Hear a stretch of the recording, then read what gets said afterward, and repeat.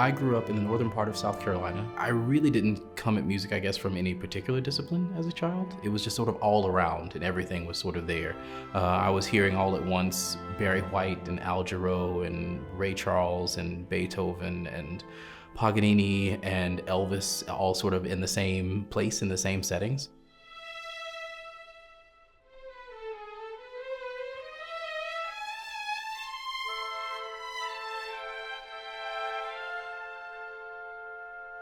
In the sixth grade, we were introduced to all the instruments, but I actually found that I was best at the cello and the trumpet. And my teacher actually made me promise that I would play the trumpet the next year. And I came home and told my parents, I am playing the trumpet.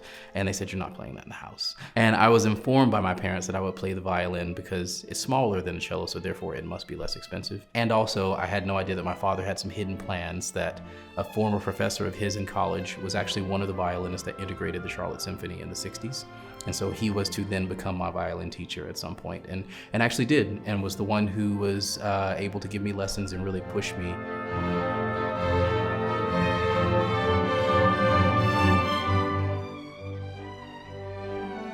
I took some time away from the violin just simply because I felt a bit burned out. Playing violin and playing classical music was always something that I loved, and I just didn't really feel that same passion towards it anymore, and I just think that was simply due to overworking. Taking some time off and realizing I needed a break from music is when I sort of fell into many different things, including beekeeping. I was playing in an orchestra in Georgia in the US, and it suddenly occurred to me that looking at the relationship between the conductor and the orchestra is very much the relationship between a beekeeper and a hive of bees. You have this superorganism that contains itself and handles everything on its own as it needs to. And it's simply the conductor's job to make its life a little bit easier, much like a beekeeper might do for a hive of bees.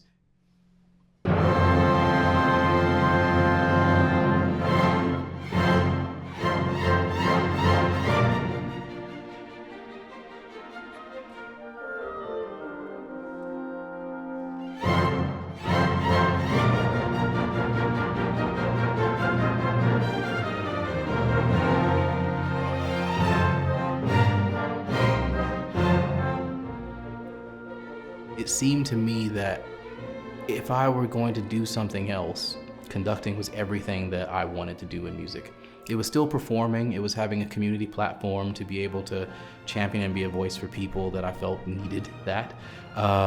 For me to still have a way to express myself, for me to study the great works. I always found that I was much more passionate about orchestral music than I was the solo music for violin. And through the connection to beekeeping, it seemed to me that I could be a conductor of a different sort. So I just thought I might explore it. And I got really lucky that the opportunity came along. And sort of upon this epiphany, I reached out to a conductor whom I used to play for, Howard Shue, who's the music director of the Valdosta Symphony. And I simply asked him if he might give me a lesson or two and train me for hopefully an eventual audition. And he was nice enough to give me one lesson before he reached out to me and told me, my assistant has to move back to Korea. Can you come work for me now?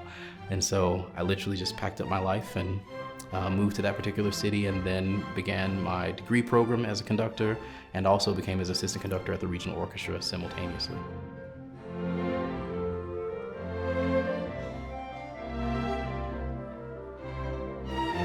Currently, I am the first ever associate artist of the Royal Scottish National Orchestra. This is a position that I've been incredibly excited to assume after 2 years as assistant conductor. I feel very lucky that the RSNO has taken me in and allowed me to sort of assume this position. It's been an organization that's really championed me and grown me and seen that I've had a specialty for programming, and particularly in certain areas, and that it can be of help to the organization. So within this role, I get to conduct, curate programs, program throughout the various series that the orchestra presents, and also make a particular effort to reach all the various remote communities of Scotland. I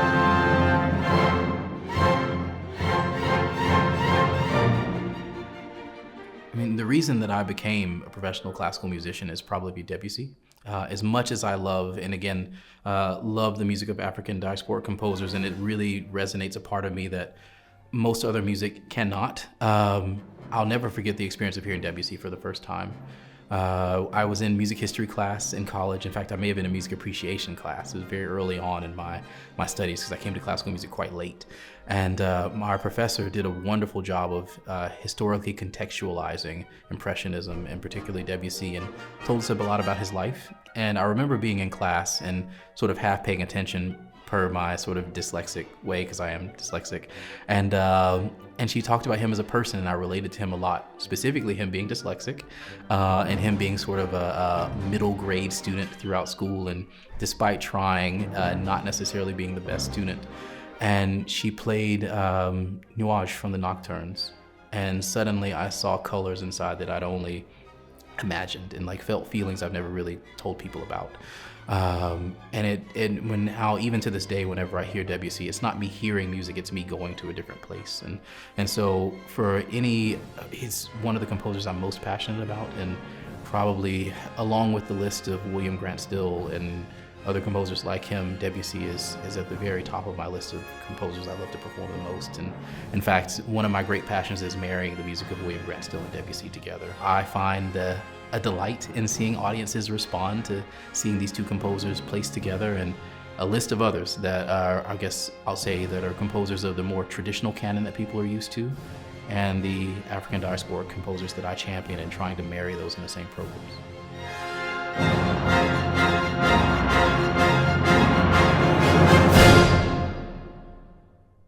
Music doesn't have race, but it certainly does have culture. And so my expertise and my passion for doing African American composers and for performing the music of African diasporic composers is not because I'm Black, but it's because I'm from the culture in which most of this music is based.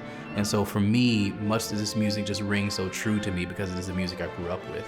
So again, whether it be the pre-jazz era dance forms, or jubas, or cakewalks, or strides, or gospel, it's the music that I fell in love with before I fell in love with classical music, and before I even knew I would be a classical musician. So most often, me getting to perform William Grant Still and William Dawson and Margaret Bonds and Fela Shawande is me getting to play the music that I really love and present the music that I really love, but in the orchestral setting.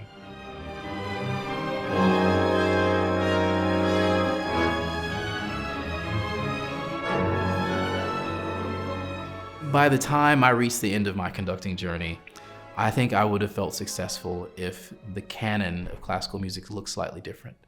If many of the composers that I champion and those who were my teachers and predecessors, like Paul Freeman championed, such as William Grant Still and Coleridge Taylor Perkinson and Ulysses Kay and Fela Shawande and Adolphus Hailstork, if those are much more repetitively played parts of the canon, they're much more well known, if those are household names in classical music, then I feel I would have been effective.